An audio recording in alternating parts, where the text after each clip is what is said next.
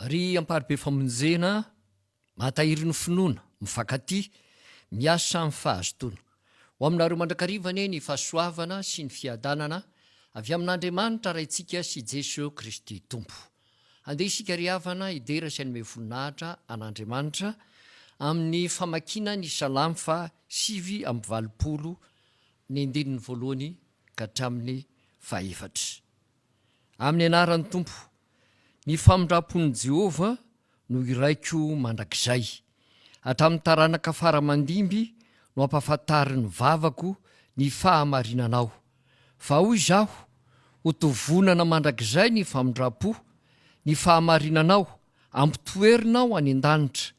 Efa nanao fanekena tamin'ny voafidinao ianao, eny efa nianina tamin'i Davida mpanomponao hoe ampitoerina amin'ny taranaka ho mandrakizay ka anangana ny seza fiandriananao hatramin'ny taranaka faramandimby.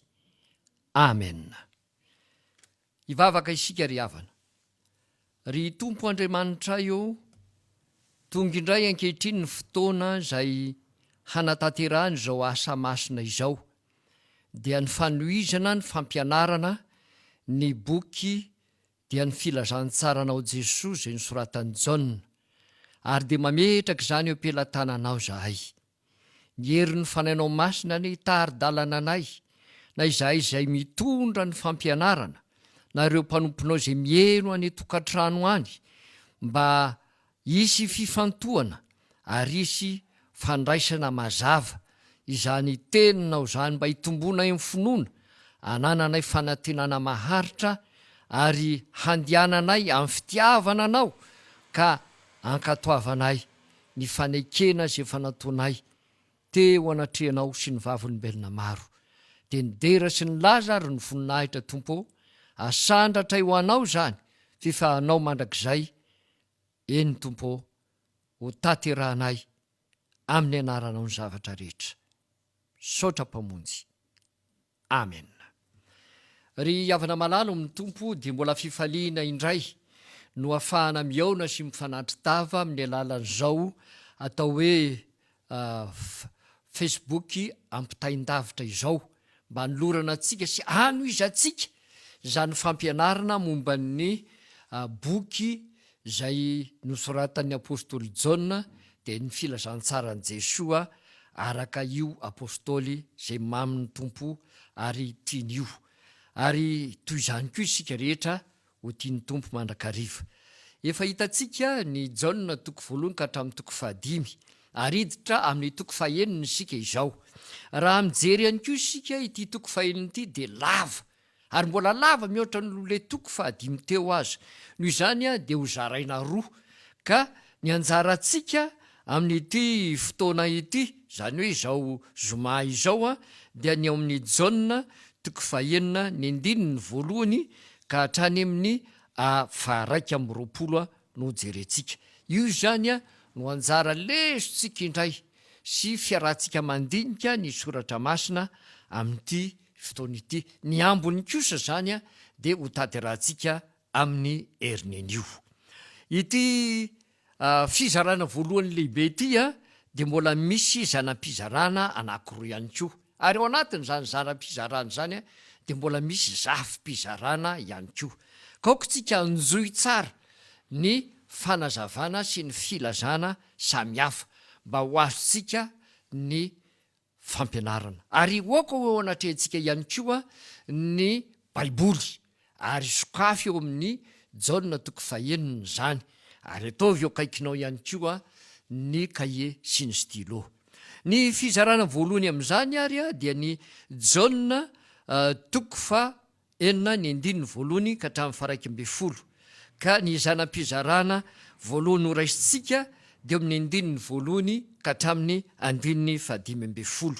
Io dia azo omena lohahevitra hoe arak'izay voasoratra ao amin'ny soramandry ao amin'ny baibolintsika ao, dia ny hoe ny ampitany Jesosy ny ranomasiny Galili sy ny nampihinanany ny olona tsy omby 5,000 mahery. Io zany no ambara ao anatiny io ao. ka misy zafim-pizarana vitsivitsy ao anatiny ao. Ny zafim-pizarana voalohany a dia ny jauna toko fahenina ny ndiny voalohany ka hatramin'ny faefatra. Fitarihana no ataon'ny tompo ao anatiny io. Fitarihana ka nylora ny tompo ny dinidinika rehetra hoe tonga teo amin'ny toerana izy a, ary nisy vahoaka-betsaka teo a, ary de onena izy nahitany vahoaka-betsaka dia nanao fampianarana ny tompo. Ary ny zafim-pizarana faharoa dia eo amin'ny andininy fahadimy ka hatramin'ny andininy fahasivy. Resaka nataon'i Jesosy tamin'ny mpianany ny amin'ny hanina hoan'ireo olona marobe nanaraka an' Jesosy ary nipetraka lina ny fampianarana ireo. Ary izany teny nataon'i Jesosy zany moa dia nataony tany mpianatra, ary mpianatra de nieritreritra mihitsy tao anatin'izany hoe inona tokoa moa no tokony atao. Kanefa Jesosy de nizatoetra azy ireo fifafatany raha teo zay efa ataony. Ny zafim-pizarana manaraka dia ny jauna toko fahenina ny andininy fahafolo sy ny faraika amby folo. Io dia ninona nataon'i Jesosy namokisany ireto vahoaka ireto. Io zany de milaza ny hoe inona moa no nataon'i Jesosy, ahoana ny fandaminana ary inona no natao nentina namokisana ireo olona marobe araky ny voalaza teo de ny hoe tsy omby 10,000 lahy zany olona zany. Fantatritsika fa teo amin'ny fanosana teo amin'ny jiosy rehefa manisa vahoaka tafangona tahaka ireny de ny aminy hoe misy isaina ka ny lehilahy ihany no isaina, ny lehilahy lehibe no isaina, fa ny vehivavy sy ny ankizy de tsy isaina. Noho izany dia raha 10,000 lahy mahery no resana am'izany, zany hoe 10,000 mahery zany ka isaina hatramin'ny zaza amam-behivavy de vahoaka be zany tonga nanaraka sy nanatrika izany nataon'i Jesosy Kristy, ny fampianarana sy ny fanarahana any Kristy tamin'izay fotoan'izay. Ny zafim-pizarana farany amin'ity zanam-pizarana ity de ny hoe jauna toko fahenina ny andininy faharoambe folo ka hatramin'ny 15. Voko ny olona sady mbola nisy ambo mibetsaka ny sakafo ka te hanao azy ho mpanjaka ireo olona ireo. Zany hoe ny olona zany rehefa notoloran'i Jesosy Kristy ny sakafo zay mofo vitsivitsy sy hazandrano vitsivitsy zay tao amin'ny mpianatra dia voky satria ny tombo zany. Ary rehefa voky ny olona de nahita sy gaga tao anatiny zany hoe nahoana moa zany Jesosy Kristy mahavita zany mamana olona marobe zany ao anatiny zany toerana zay sarotra, satria any amin'ny toerana tsy misy mpivarotra, any amin'ny toerana lavitry ny tanàna no nisy an'izao fivorim-bahoaka be zao. Ary de voky ny olona, ary rehefa voky ny olona dia tao anatiny zany ny etaetany olona hoe ndao ity alaina ankeriny atao mpanjaka, fa raha io ny mpanjaka tsy misy olona nono zany tsony, satria afaka mamoky vahoaka izy ao anatiny zany fafany manao ny asa mahagaga zay mahavy amin'Andriamanitra azy izany. Izao sika de hiditra amin'ny fizarana faharoa. Ny fizarana faharoa ao anatin'ny ity perikopa zay esantsika ity dia io kosa zany dia mitantara ny toy izao araky ny soramandry ihany zay ndraisitsika very ambony de ny hoe ny nitsangatsanganan' Jesosy tambonin'ny ranomasina, milaza azy ity ny filazantsara roa. Io le fitsangatsanganan' Jesosy teo ambonin'ny ranomasina io dia tsy ny jaona ihany no mitantara azy, fa misy filazantsara anankiroa ihany koa miresaka azy. Hitantsika io ao Matthieu toko 7:10 ny andininy 4:20 ka hatramin'ny 4:30. Hitantsika ihany koa ao Marka toko 9 ny andininy 7:70 ka hatrany amin'ny 4:50. Ao anatin'io tantara zay milaza ny amin'ny nitsangatsanganan' Jesosy teny ambony ranomasina io de misy zafim-pizarana anankitelo hoentina amintsika. Ny zavatra hita tao anatin'io tantara io de zao: rehefa vita ny famahanana ny olona sy ny fanangonana ny mofo azy efa nisy ambiny, dia ny zavatra nitranga de ity: lasy Jesosy Kristy nandeha nitokana ny vavaka, ary rehefa nitokana ny vavaka ny tompo a, dia lasa ihany koa ny mpianatra nandeha antsambo kely hiampita ny ranomasina. Kanjo tao anatiny zany fandehanana andeha hipita ny ranomasina zany a, de zay no hitantsika eto eo amin'ny 9:40 ka hatramin'ny 9:20 de niondrana antsambo kely ireo mpianatra ireo ho any Kapernaomy. Ka rehefa ndeha ho any Kapernaomy izy zany a, de nandeha niondrana antsambo kely a, tsy nisy any Jesosy. Ary tao anatin'izay izy de nahatsiaro ny fahaseranany teny an-dalana no ny rivotra samihafa. De zay no hitantsika voambara ao anatin'izany toko sy andenin'izany. Ny zafim-pizarana faharoa de eo amin'ny 12 ka hatrany amin'ny 7. Io kosa dia milaza ny nanjon'ny mpianatra sy ny nahitany an' Jesosy nitsangatsangana teny ambony ranomasina. Zay ny tantara ao. Misy zavatra nanahirana ny mpianatra mafy tao, ary rehefa sahirana izy a, de nanompo ny masony izy mila vonjy. Ka Jesosy no hitany teny ambony ranomasina mandehandeha tsy taitra, milamina eny ambony ranomasina, zay hitany fa misafotofoto ary sarotra tamin'izy ireo no ny fe ny lakana zay nitengenany. Kanefa tsarovy ry havana fa ireto mpianatra ireto dia manandrara eo amin'io ranomasina io matetika, satria mpanarato ny akamarony, mahay mife tsara sy mitondra izany lakambe zany. Fa teto zany a, de nahita fahasairanana izy a, ary tao anatin'izany a no nitadiavany vonjy. Kanjo rehefa nanompo ny masony izy, de nahitany Jesosy nitsangatsangana, tsy rototra, tsy taitra, ary tsy misy ny ninona nanjo azy a, fa mandeha toy ny mandeha amin'ny tany maina teny ambony ranomasina. Ny zanam-pizarana farany ao anatin'izany a, dia ny Jaona 4:9, ny 20 ka hatramin'ny 21. Ny nataon'ny tompo tamin'izy ireo. Ny nataon'ny tompo tamin'izy ireo, zay no tantaraina sy ambara ao anatin'izany. Inona no nataon'ny tompo? Ny tompo dia nampahery azy ireo ary niditra tao an-tsambo kely niaraka taminy, de hitantsika tao anatin'izany ny tantara. Raha ambara ao anatin'ny teny samihafa fohifohy a, dia zao ny zavatra nisy: hay ny tompo ny manala olana ny olona eo amin'izay veriny fa misy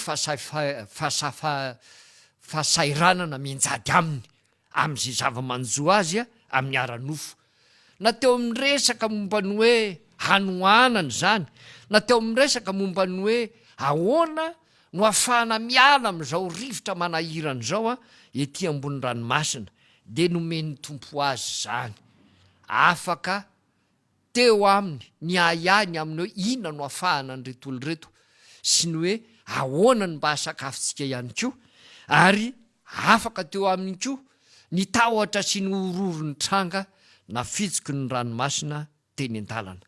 De zao no afatra apetraka ao anatin'izany hoe aza misaraka amin'ny tompo satria raha vo misaraka amin'ny tompo isika, de taka nyreto mpianatra ireto zay nandehandeha ampahasahina tsy niaraka tamin'ny tompo, fa nandeha rery kanjo ny dira-pahaseranana vo nitady ny tompo mafy.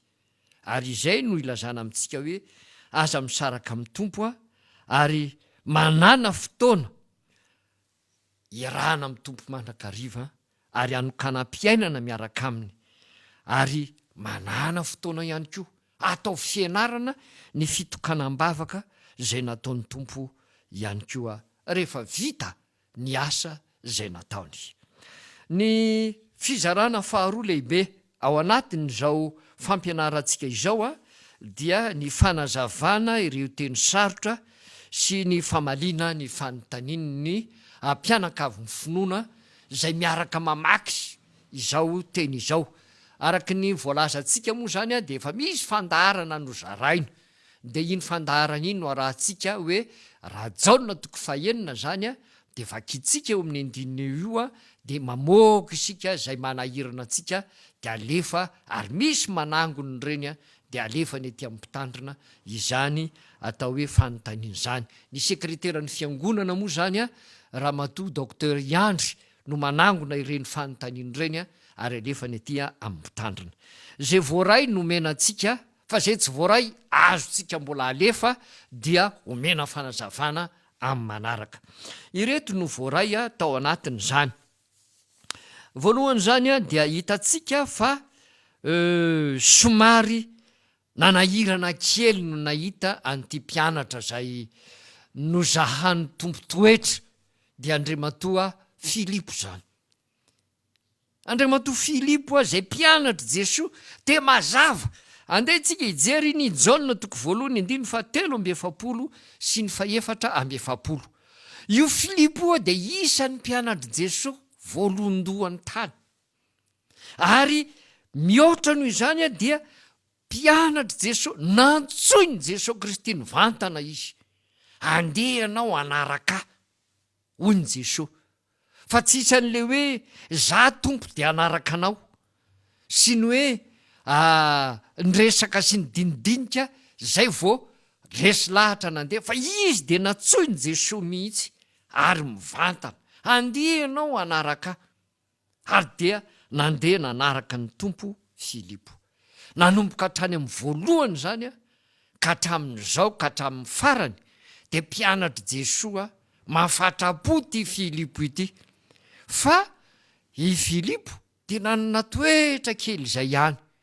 Somary ny anany izy teto raha nanontaniany tompo hoe manakanina ve sika hoentina mamana an'ireo vahoaka marobe reo. De Filipo ny teniny tao ampony, olona tsotra ihany koa Filipo, ary zay ao ampony no lazainy. Ary ny ao an-tsainy sy ny eritreriny no sokafany teo anatrehan'ny tompo hoe ahoana moa zany fanontaniana zany? Vahoaka marobe zao no hita. Ahoana ny eritreretana ny sakafo zay omenan'ireo? Ka na de nary 200 aza ve ho ampy amahanana an'ireo olona raha hividy sakafo ary mbola roviana. Ary jerety izy inona no atao anatrehan'izany a? Ary Jesoa moa de efa nalala zay tokony ataony rahateo. Fa Jesoa kosa tao anatiny zany fizahan-toetra azy izany de te hitondra ny sainy hieritreritra mandrakarivany aminy hoe Jesoa de mahay ny zavatra rehetra. Toy izay efa hita nambara tany amin'ny toko 2 tany. Hitatsika tany amin'ny toko 2 ny nandianany Jesoa tany amin'ny fanasana fampakaram-bady niaraka tamin'ny mpianatra ireto. Fa dia novany Jesoa ho divay tsara, vin kasera ho isika, lay rano zay homanina mba ho fisasan'ny olona miditra ao anatin' zany fanasana zany sy mivoaka ao anatin' zany fanasana zany. De etiko de tiany Jesoa Kristy ho fantatry reto mpianatra reto fa afaka mahatateraka an'izany izy. Ka teo amin'izay nanana ny mpianatra zay hitan'ny mpianatra fa sakafo azo entina teo anatreny de ny mofo 5 sy azan-drano madinika 2 de ireo no nesan'ny tompo ary nanehoany ny tompo ny voninahitr'Andriamanitra na mahana ireo olona tsy omby 5,000 ireo. Ary nisy ambony zany sakafo zany ary de nangolona ny sakafo araky ny voalaza. Eo zany a de ahitantsika ny aminy hoe ao anatin'ny fotoana fiobona moa tsika izao de misy zay zavatra tokony ho raisitsika ao anatin'izany satria mandretsika indraindray reny fizarana sakafo samihafa reny fa misy olana, misy atao hoe misy tabataba mihitsy aza raha ohatra ka arahana tsara ny vaovao samihafa. Ary vao tamin'ny alakamisy teo no nanao fivoriana ny eto Antananarivo zany a amin'ny fandaminana azy ireny ary mila paikady tokoa ny fandaminana mba tsy hatonga ny fisavorotana sy ny ady ary ny mizara haniny ity manahirana. Fa tsy am'izao androtsika izao ihany ny mizara hanina ny manahirana, fifatra amin'ny andron'ny tompo ny manahirana, fa izao ny fahaiza mandamina no entina miady. De hitantsika ao anatin'io tantara io fa nalaminy Jesosy tsara ny olona, nalaminy Jesosy tsara ny olona hoe ataovy antokony 50 ny olona ary asay vo mipetraka izy. Misy dikany dolidoly zany a, sady misy dikany ara-panahy no misy dikany arak-pandaminana hoentina andavorariana ny fizarana ny mofo sy ny ety mihinana azy a dia ny azandrano zany. Manaraka an'izay a de hitantsika ao amin'ny Jaona 9:9, ny andininy 9, mizaha toetra ny tompo arak'izay voalaza teo. Eto de marihana fa ny fizahan-toetra de ataon'Andriamanitra amin'ny mpanompony. Andriamanitra dia mizaha toetra. Aoka tsy ho raisitsika na de mitovy aza ny hevitra avoakany hoe mizaha toetra sy ny hoe maka fanahy. Andriamanitra dia mizaha toetra, fa ny devoly kosa no maka fanahy. Ka aoka tsy ampitovizitsika zany na de mitovitovy ihany aza raha raisina kapobe ny heviny. Ny fizahan-toetra zay ataon'Andriamanitra de entina izahana atraizaka ahoana ny finoana nanan'ny olona anankiray zay milaza fa matoky an'Andriamanitra ary manaradia an' Jesosy. Ary zany fizahan-toetra zany koa de hitezana ny olona anankiray am'izay hinony an' Jesosy Kristy sy fikirany aminy ary alalany fa malala ny zavatra tokony omena sy atolotra azy ary sahaza azy ny tompo tahaka ny hitantsika eto. Ary zay indrindra le azavain'ny Jakoba ary amin'ny Jakoba 1, ery amin'ny andininy 2 ka hatramin'ny 4 de miresaka an'io fizahan-toetra sy fakapanahy io izy. Ary ery amin'ny andininy 12 ka hatramin'ny 14 de mbola tohizany zany ary azavainy misimisy kokoa. Mba raiso kely ao anatin'ny kahianareo a Jakoba 1, ny andininy 2 ka hatramin'ny 4 ary ny andininy 12 ka hatramin'ny 14 miresaka momba an'io hoe mizaha toetra Andriamanitra ary maka fanahy ny devoly. Zay no fanazavana ny amin'ny Filipo sy ny andininy manaraka zay nanontanytsika. Ny faharoa zany a, ny fahatelo am'izay nanontanytsika de Jesosy miasa amin'ny zavatra misy anaovany fahagagana sy famantarana. Miasa izy amin'ny zavatra misy. Ary eo anatreny reny a de asehon'ny tompo ny zavatra zay mahagaga tokoa amin'ny maha Mesia azy. Ary miseho anatin'izany Mesia zany a, fa tsy ilay Mesia olona tsotra fotsiny nandrandrainy Jesosy, fa ny Andriamanitra miasa mivantana, mifanatrika amin'ny olona, lay mitondra anarana hoe Jesosy na Andriamanitra mamonjy, na Imanoela Andriamanitra amintsika izany. Ary eo de nasehon'ny tompo fa hoe zay anananao na kely aza ka matoky ianao mitondra n'zany anananao zany eo amin'ny tompo, de hainy tompo ny miasa am'ireny fanananao sy zavatra ao madinika ireny zay entinao aminy mba hanasoavany ianao a sy hitahiny ianao a ary avitanao zay tokony ho adidy ho taterahanao sy hijoroanao a ho vavolombelon'ny tompo a eo amin'ny fiainanao. Ary de zany no hita eto, raha nomena ndraikitra ny mpianatra ampisakafo ireto vahoaka marobe reto de zay teo ampelantanany no ny asan'ny tompo alavorary zany. Jesosy koa nefa de tsarovy fa mahay miasa amin'ny tsy misy manome zavatra mahafapon'ny olona. Ary zay ny mampahary azy, izay ny mampahary azy fa omen'ny tompo ny olony izany. Manaraka an'izany a dia ao amin'ny Matio 4:12 ny andininy 17 no ahitantsika ny filazana momba ny filazana hoe mofo 5 eny no natao nentina teo aminy sy azandrano anankiroa. De hitantsika zany ao amin'ny Marka 4:9 ny andininy 7 sy ny Matio 4:12 ny andininy 17. Zay zany le hitantsika eo. Fa manaraka an'izay de eo amin'ny andininy 13. Eo amin'ny andininy 13 de tiako ny misitona ny saitsika mikasika nreto toe-javatra ireto. Jesosy Kristy ao anatin' zany fanataterahan'ny asa zany de tsy mba mirobaroba, tsy tiany Jesosy Kristy zany mirobarobo zany fa ny mandamina sy manaja ary mame voninahitra an'Andriamanitra am'izay zavatra ataony, tsy manarinary hanina tsy lany fa angoniny zany. Ary zay ngeriavana no isariana ny saitsika ny amin'ireo ataon'ny fifoazany, ny fifoazana raha miresaka fitondranteny sika sy ny fitantanana zay fitahian'Andriamanitra. Ny fitahian'Andriamanitra de atolotr'Andriamanitra ho an'izay sahaza sy tandrifany zany. Ao anatin'izany ny andresantsika n'le teny hoe aza tsy peny amin'ny kisoa ny vatosoa, ny kisoa ve alalan'iny hoe vatosoa, fa ny olona mahafantatra an'izany fa vato sarobidi ny vatosoa, de zany no hanoloran'ny tompo ireny.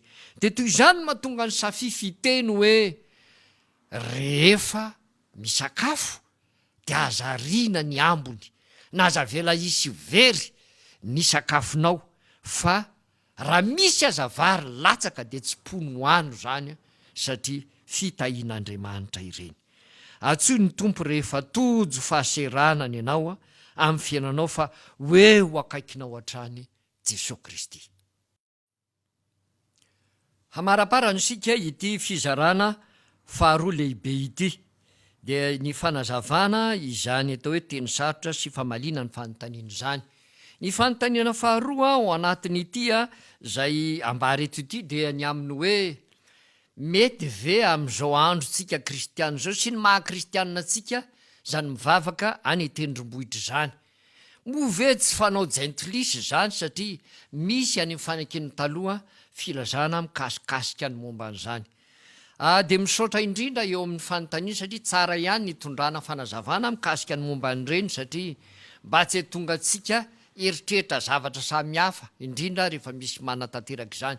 Isika FJKM tsy de manao an'izany loatra, fa ny akamaroany sasany kosa de manatanteraka kanefa tsy misy fahadisoana zany, ary zao nitondrana antsika ny dinidinika.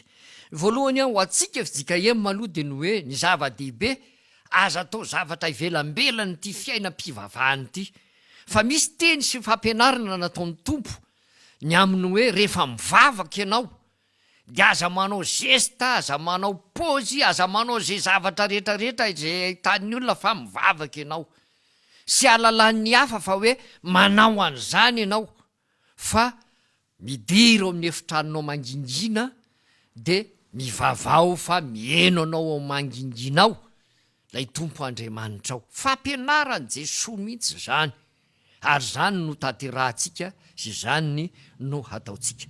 Fa eo kosa nefa Jesosy de hitantsika fa lasa nakany tendrombohitra, ary Jesosy de matetika makany tendrombohitra mandeha mivavaka. Ary zay nilazana amintsika hoe misy fomba fanao, na de tsy de fanaontsika loatra aza, fa azo atao, ary Jesosy de manatanteraka an'izany eto. Satria ao anatin'ny fotoana iray de miaraka mpianatra foana ny tompo, ka mba hahafahan'ny tompo mitokana ao arina ny asa zay tanterahany tahaka ity atrehantsika eto ity, de misaraka mpianatra izy makany ambony tendrombohitra any manao fotoam-bavaka eona amin'ny rainy izy. Ka izao ny zavatra misy tao amin'ny fanekena taloha, de izao ny zavatra ambara. Raha ohatra ka manambara momba ny toetra ny olona nilazana ny tendrombohitra, de filazany zavatra tsy de tsara zany, fa amboambo fanandratandratatena sy ny sisa nilazana n'izany hoe tendrombohitra zany. Zay le hoe ahetry ny tendrombohitra, ny lohasaha kosa sandratra.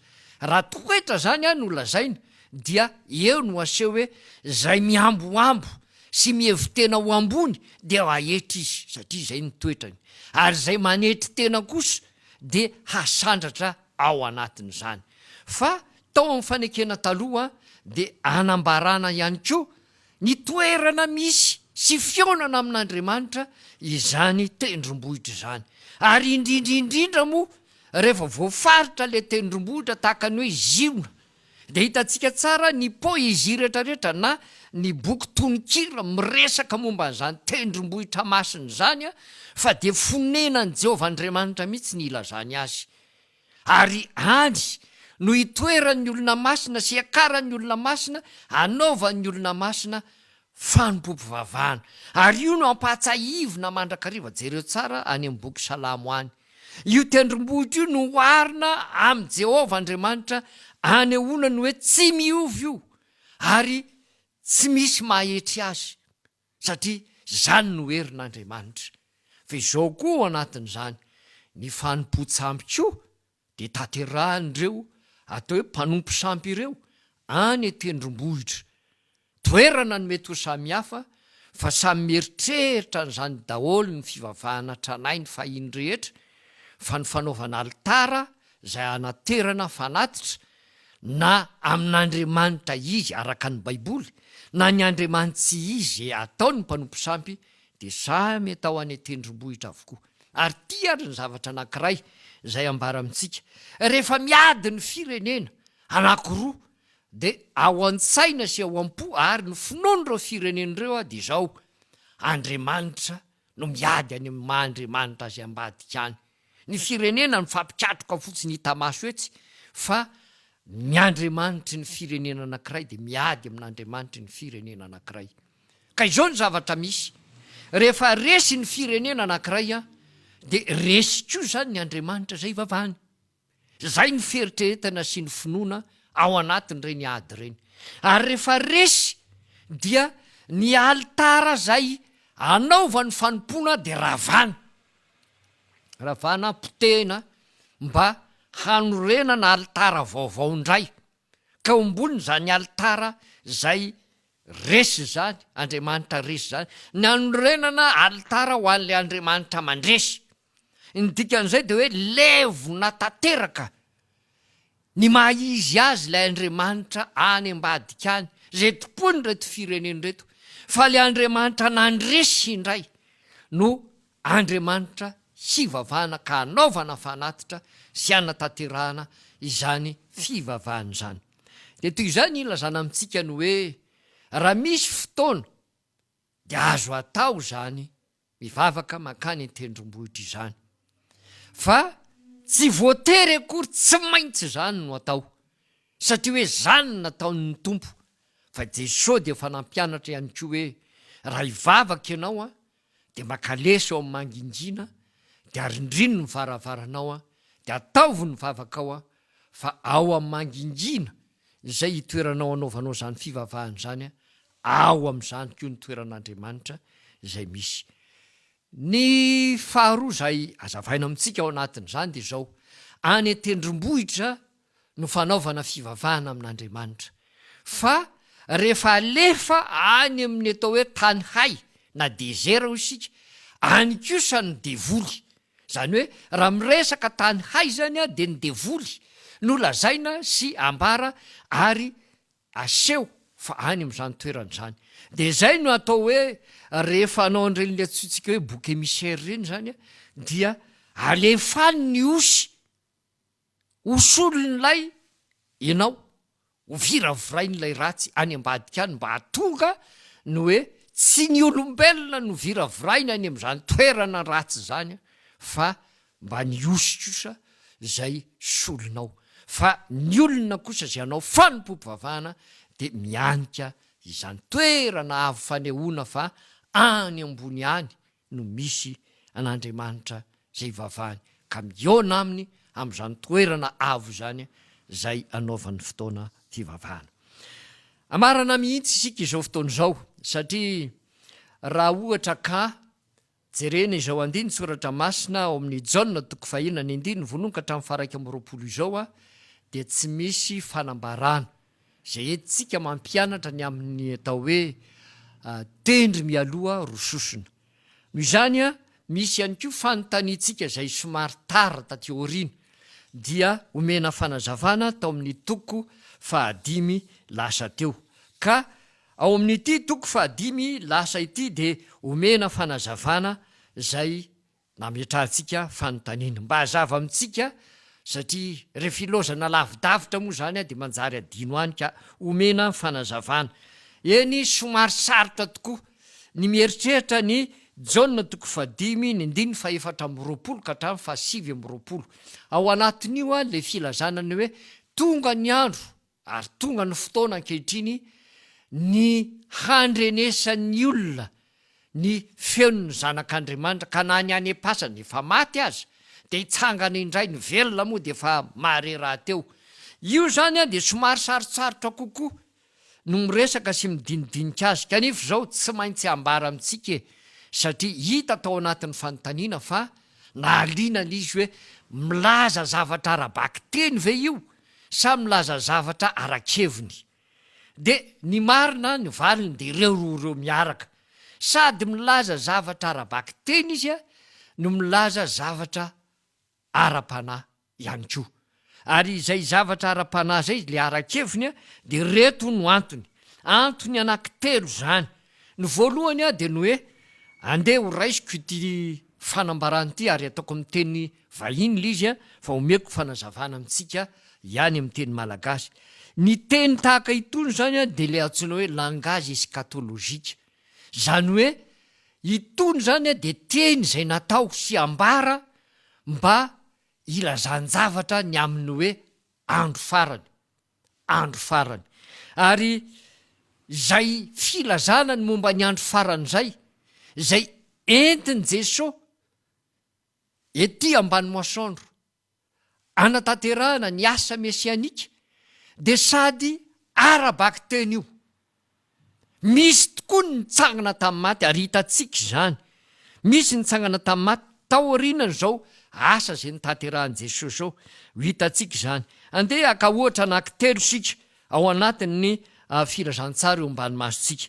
Ao amin'ny Jaona toko fa 2:20 ny andininy fa 5:20 ka hatramin'ny fa 4:70 dia miresaka momba ny Lazarosy nitsangana tamin'ny maty.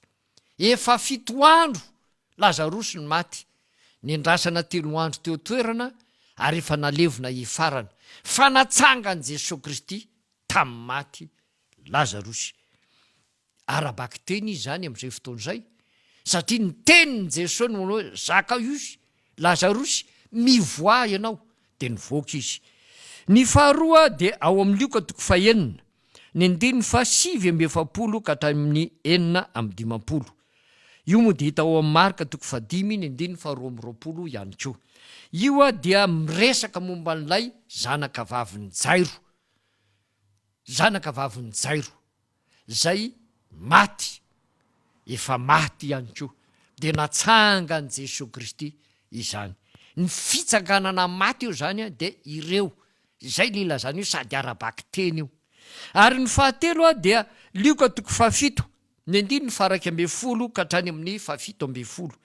Zanaka lahin'ilay manano tena zay no hitatsika ao. Nandeha hitan' Jesosy ireo olona andevona ity zanaka lahin'ilay manano tena ity ary hitan' Jesosy Kristy ny fahoriany ity vehivavy manano tena ity fa io zanan'io no mba saiky hianterany kanjo maty.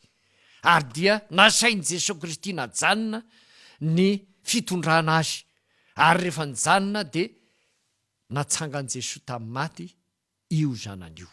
Zay zany lay fisehoany zavatra arabaky teny. Ary zay nilazana hoe ny teny oatra nytony a tao anatin'ny fotoana zay natongavan' Jesosy Kristy tetỳ tany a de isan'le atao hoe langage eschatologika, zany hoe manambara ny zavatra zay iaina ny olona am'izao andro faran'izao a amin'ny androm-pahavelomany ary mbola iresahana an'izany a any amin'ny andro aorianao. Fa izao no izy ny fitsanganana amin'ny maty arabaky teny eto dia ireo olona nitsangana tamin'ny maty ireo de mbola maty ihany rehefa tonga ny fotoana taty aoriana. Ny faharoa de mesazy mesianika ihany koa zany. Zany hoe afatra zay apetraka ao anatiny zany hoe asa mesianika taterahan'ny tompo ety ambany masoandro ihany koa. Eo zany ny olona ny atsapa satria teny efa nambaran'i Jesosy zany. Raha nanontany Jaona hoe hafa ve le mbola andrasiny sa efa tonga de Jesosy ny teny tamin'ny mpianatra hoe andanana zao Jaona, diovina ny boka, atsangana ny malemy ary velomina ny maty. Teny arabaky teny koa zany hoe namelona maty Jesosy araka ny teny eo. De hitatsika ireny any amin'ny filazana voalohany tany amin'ny Jaona toko voalohany tany arak'izay fa nanambarana antsika izany zavatra any Jaona toko voalohany sy ny toko faharoa zay efa nandalo teo amintsika. Zay zany nilazana amintsika hoe sady arabaky teny io no arakeviny na ara-panahy. Ny ara-panahy kosa dia izao, ny olombelona izay manana anjara ao amin'izany fanjakan'Andriamanitra izany, lay efa voafidin'Andriamanitra, lay tian'Andriamanitra, lay notsongain'Andriamanitra, satria olon'Andriamanitra dia ireo kosa dia omen'Andriamanitra anjara misantatra izany sahady ety ambany masoandro, satria izany fanjakan'Andriamanitra izany izay anjakany ity Mesia ity na Jesosy Kristy dia tsy misy fahafatesana tsony, levony izany fahafatesana izany. Ka ny fitsanganan'ny olona maty rehefa miverina mikery sy ny voninahitra ny tompo ka tonga amin'ny fitsofana ny anjomara sy ny trompetra ny anjely dia mitsangana zay an'ny tompo. Zay le izy zany. Rehefa maty zany dia mitsangana amin'izay, ary io le fitsanganana io. Ao anatin'ny boky ny Apokalipsy zany dia reto zavatra reto no hitantsika ao anatiny zany dinidinika filazana momba fitsanganana amin'ny maty zany. Ny voalohany zany dia ny mitsangana maty io le niresahana teo io hoe mbola arabaky teny fa mbola mety ho faty. Ny faharoa zany dia misy fitsanganana voalohany zay ambara ao amin'ny boky ny Apokalipsy miresaka momba ny hoe sambatra zay manana anjara amin'ny fitsanganana voalohany. Io zany le hiara-njaka amin'ny tompo ary fotoana. Momba ny millénium zany no resahana ao anatin'izay. Ary ny fahatelo zany dia le hoe fitsanganana amin'ny maty ho any amin'ny fiainana mandrakizay. Dia zay le ambara amintsika hoe reo rehetrarehetra reo zany dia entina ilazana amintsika zany fa tena misy tokoa ity firesahana sy dinidinika momba fitsanganana amin'ny maty ity, ary miseho amin'ny teny arabaky teny zany ary miseho koa amin'ny teny ara-panahy ny fanambarana azy, satria ny fanjakan'Andriamanitra dia fa tonga niaraka tamin'i Jesosy Kristy ary isehony zany ny fiainan'ireto vahoaka maro izay manara-diasika manana anjara ao anatin'izany atao hoe fanjakan'Andriamanitra zany, arak'izay efa notendren'Andriamanitra mialoha zay efa voaomana tao amin'ny hatramin'izay mbola tsy voaorina ny fanorenan'izao tontolo izao. Zay ary ry havana ny teny izay entina amintsika fanampy ny fanazavana ny amin'ny ity atao hoe tendry mialoha rososona atao amin'ny Jaona 5 ity, ary ny fanazavana sy ny fanontaniana ny amin'ny Jaona 9 izay nentina tamintsika teo.